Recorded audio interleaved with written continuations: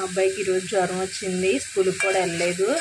Mummy నేను ఇడ్లీ తినలేను, నాకు ఏదైనా చేసి పెట్టు అన్నాడు. బొంబాయి రవ్వ జావ కాద్దామని టమాటా, పచ్చిమిర్చి, ఉల్లిపాయ, పుదీనా, కొత్తిమీర, కొంచెం అల్లం వెల్లిపాయ పేస్ట్ చేశాను.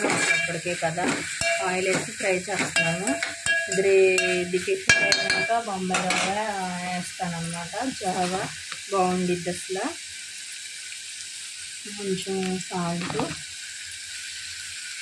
సాల్ట్ వేసాను. ఈ వాటర్ పోసేసి కొంచెం తర్వాత బొంబాయి రవ్వ వేసి మిక్స్ చేసేసి కాసేపు కాగనిస్తే జావ రెడీ అయిపోయిద్దమ్మా.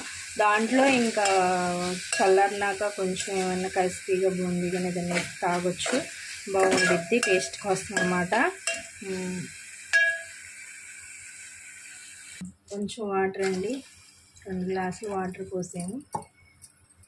ఈ వాటర్ మరగగానే రవ్వ అయితే వేసేసుకోవాలి మనం.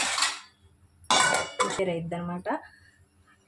బాగా మరుగుతుందండి. మరిగేటప్పుడు కొంచెం రవ్వ అయితే అందులో వేసేసి ఇలా తిప్పుకుంటూ ఉంటే మొదలు చుట్టుకోకుండా ఉండిద్ది.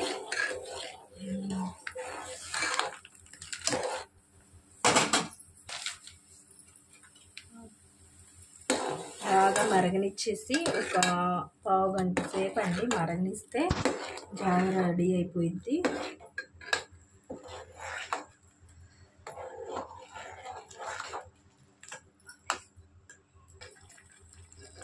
బాగా ఇలా మరగనివ్వాలండి. బాగా మరగనిచ్చినాక కాసేపు ఇదిగో ఇలా అన్ని ఉల్లిపాయలు, పచ్చిమిర్చి అవన్నీ ఉడికిపోయినాయి అన్నమాట.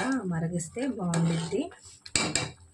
పెట్టి తాగిస్తే ఎవరైనా సరే జావ నీరసంగా ఉంది, జ్వరం వచ్చింది, మేము ఇడ్లీ, ఉప్మా అలాంటివి తినలేకపోతున్నాము అన్నప్పుడు ఈ జావని ప్రిపేర్ చేసుకోండి.